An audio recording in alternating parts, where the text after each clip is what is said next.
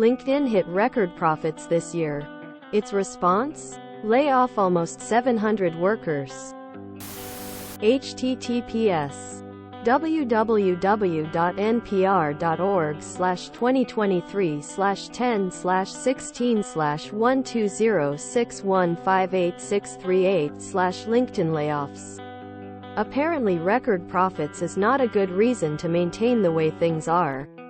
This is proof that hard work and the resultant profits are still not enough to keep you employed. In its most recent quarterly report released in July, LinkedIn said its revenue increased 5% year-over-year and surpassed $15 billion for the first time.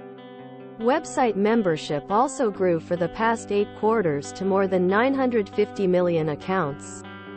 LinkedIn said in its May layoff announcement that despite revenue and user growth, it has been seeing shifts in customer behavior and slower revenue growth. I'm shocked they bring in that much money.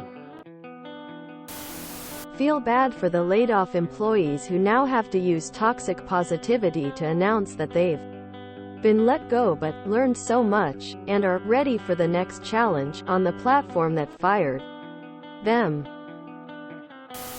Cancer is mad it cannot replicate fast enough despite infecting every major organ. Plans to increase consumption of available nutrients. It takes a lot of money to pay for C-suite execs with zero actual skills. Remember that LinkedIn is owned by Microsoft. This is just a continuation of the Microsoft layoffs. Microsoft has to make up for that Activision money somehow. Before the 2000 tech crash, it used to be a super bad thing for companies to have mass layoffs. They used to be embarrassed when they had mass layoffs because it showed the failures of their management team. Now it's just another business practice. SMH. Slower revenue growth, the insatiable greed behind this mindset is why our kids are FKT. And right here is why they don't need 700 people anymore. We continue to use AI to help our members and customers connect to opportunities and tap into the experiences of experts on the platform. Our AI-powered collaborative articles are now the fastest-growing traffic driver to LinkedIn. Management can now do that work, so you don't need minions. This is happening everywhere, across the board. It's just not being reported.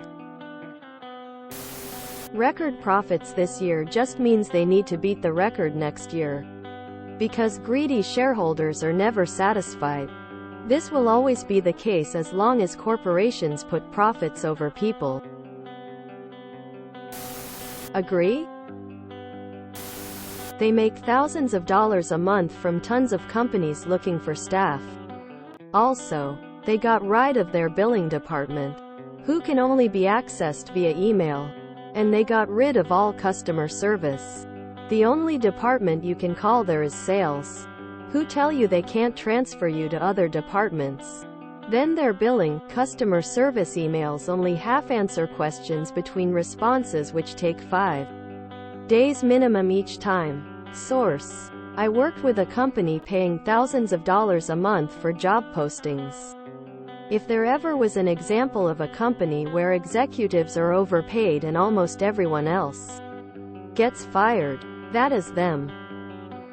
They are among the last companies I'd ever give my money to. How do we make sure we make even more profit next quarter? Easy. Fire some people. Record profits should not be a number. First, is it a margin or is it 'cause prices went up? If you made more money 'cause you simply charge more, that is garbage. Second, why do companies need to make more money than the last? If they had a record, they should seek to meet it at best and be okay if it drops. Especially in technology, especially on the customer side. If they want to increase advertising fees, that's different, I guess. Yes, we made some money. But what about even more money? Seriously. Record profits don't matter if Wall Street expected even higher record profits.